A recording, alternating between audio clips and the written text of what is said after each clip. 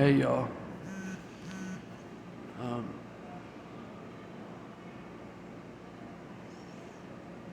I I'm in the process of traveling right now. I should have pulled up my regular camera so you guys could see where I'm sitting. I'm in downtown Lexington, Kentucky, waiting till 2:30 in the morning to ride a Greyhound bus. I am experiencing a great deal of post-traumatic stress disorder. As soon as I got to the city, my anxiety started building and building and building. And just within the last couple hours, I've just started bawling my eyes out. I'm freaking out. Like, and I think it's because I went through all that with New World Order to fire Katie, Catherine, Leah, Anna, Inlow, Rudderham, Katie, Rudderham, Katie, Kohler, Catherine, Kohler, Kate, Kohler, Catherine, Minichin, Katie Minichin, Katie Lee, Minichin, Katie Lee 99. I'm going to start saying all these names that she has on purpose.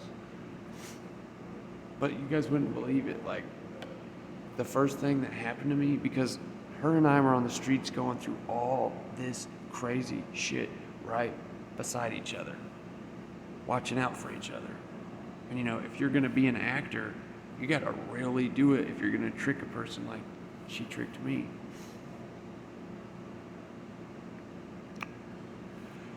And like when I started to get anxiety, which, first of all, let me just say this. I did not expect this to happen. I've been like a street rat, Rasta, pretty much my whole life, you know. And I don't mean I've been homeless my whole life. That's not what I mean. I just mean the streets don't scare me. But they did today. And there was nothing scary. There was nothing scary at all. It's just trauma or something, like triggered by just being here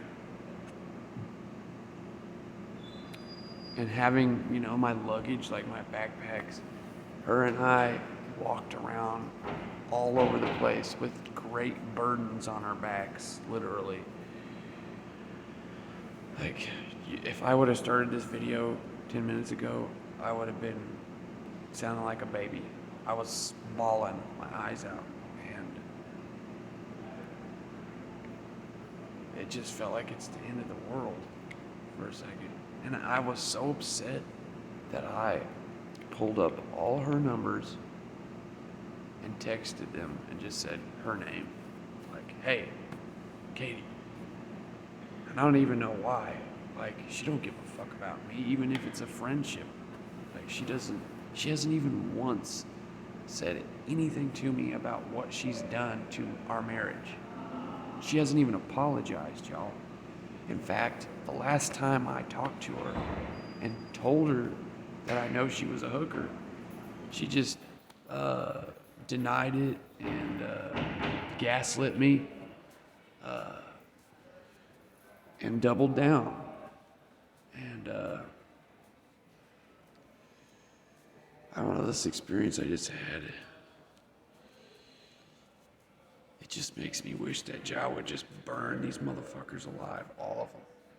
And I don't mean the righteous people, I just mean everything. Just burn it up, just get rid of it already. Just start from scratch. Like, I used to be apprehensive about feeling that way. But the further each day gets, it's just like there's nothing to look forward to. There is no righteousness. It's got to be worse than when Abraham was talking to Jah. And he's like, would you spare Sodom and Gomorrah if there were but 40 righteous people? And Jah's like, yeah, sure. Because Jah knows there ain't 40 righteous people. And so Abraham goes, well, I'm guessing Abraham said this based on Jah's reaction, But Abraham goes, well, what about if there's just only 30, And Jah's like, sure, if there's at least 30 righteous folks, I won't destroy it. And then Abraham says, okay, well, what about if there's just 20 righteous people left? Will you spare the city if there's only 20 righteous people? And he goes all the way down to think like 5 righteous people. Because Abraham knew there wasn't but 5 righteous people. There probably wasn't even that. And, the story is they didn't get spared anyway. So, that's how I'm feeling. And I just got overwhelmed by this.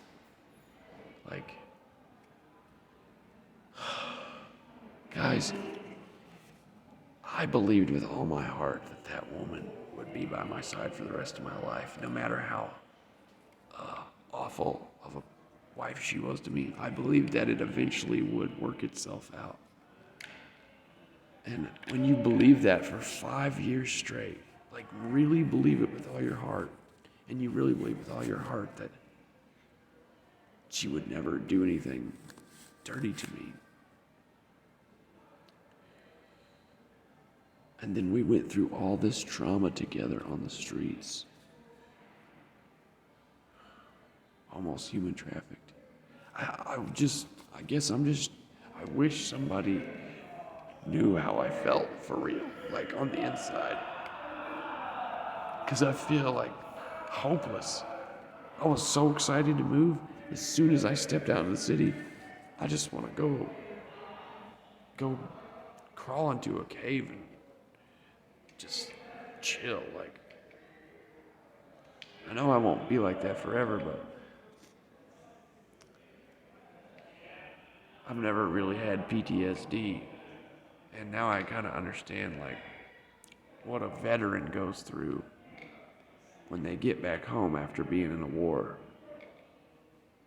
That's what it feels like to me.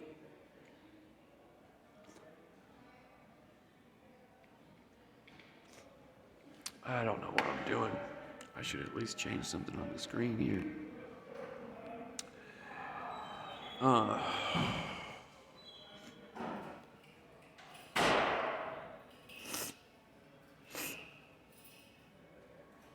So, I gotta go to 3 different states. Some of it's for business, and some of it's for, I'm going to this place in Wisconsin where Rastafari brother fought for his church's right to use cannabis. And they grow cannabis in the church, and they give it to you for free. And if you donate, you can donate if you want to. And that those donations are intended to be used for the ministering unto the poor, fatherless, and widow. So I'm going to go help the brother with any information he might need to add about cannabis in the scriptures. So he could get that all finalized and help him get it finalized. And then I'm going to maybe teach a sermon there. And I'll put it on my YouTube channel. And I'll do an interview with him, put it up here too. Called Line of Judah, House of Rastafari Church.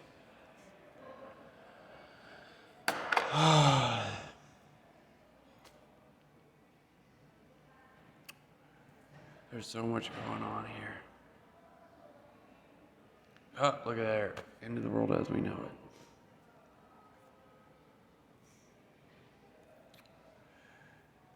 Yeah, these crazy earthquakes happening in Alaska, California, New Jersey.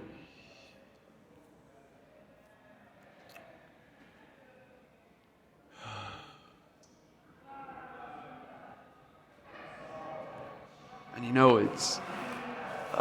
it's extra wicked crazy that wherever she's at up there in Canada, or she's actually here in this city where I'm at right now, which a couple times I'm pretty much sure she was. She was being a hooker here and going back and forth between here and Toronto. Hookers travel everywhere because they can afford to go here and there and just do whatever they want. Isn't that nice? They can do whatever they want, live however they want to live, because they sold their soul and because they sell, you know, their junk for that. And I just don't understand how people can go to the point where they drop to that lowness. And it's so twisted because in their minds it's a win-win because they're getting pleasure and they're getting paid. And it's like, man, do you guys know what God is gonna do to you for that shit? He's gonna whoop your ass. I couldn't do it, y'all. At my most weak, broken, destroyed point, I could not stoop to that level. I can make mistakes, I can be tempted and fall, but I get back up and get back on the horse and I try not to do it again, you know. But to just, I mean, this woman told me she was a dang believer. How can you be a hooker if you're a believer? It's nonsense. And the way I feel right now, like, if I knew her address, I would go to it. I would knock on the door, and I would fucking lay it to her. And I don't mean punch her or hurt her physically. And once I get her address, which has eluded me so far,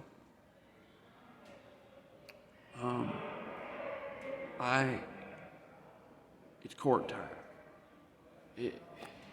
At the same time, it's just like, I'd rather just be in the grave at this point. Like, I hate everything in this world. I hate these people. And I don't mean the people I don't mean every person.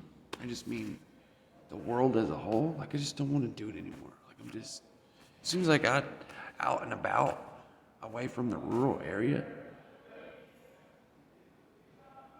I don't know what to say, what I'm trying to say, y'all. But I am greatly bewildered and disturbed right now. Like,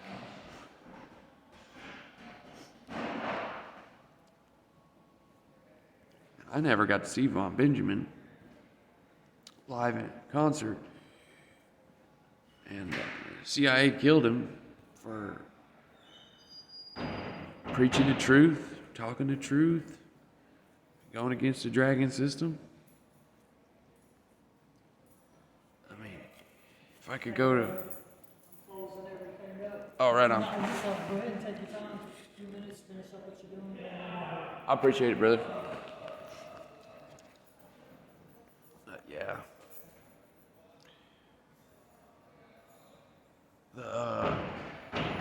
I lost track of what I was saying, but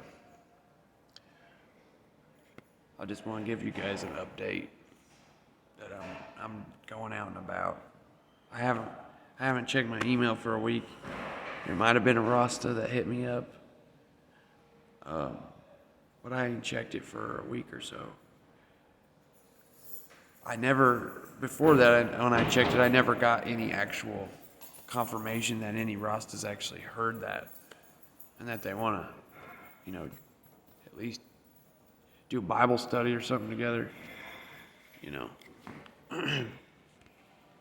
So anyways, I gotta move out of the spot I'm in, so I'm gonna go ahead and close this video.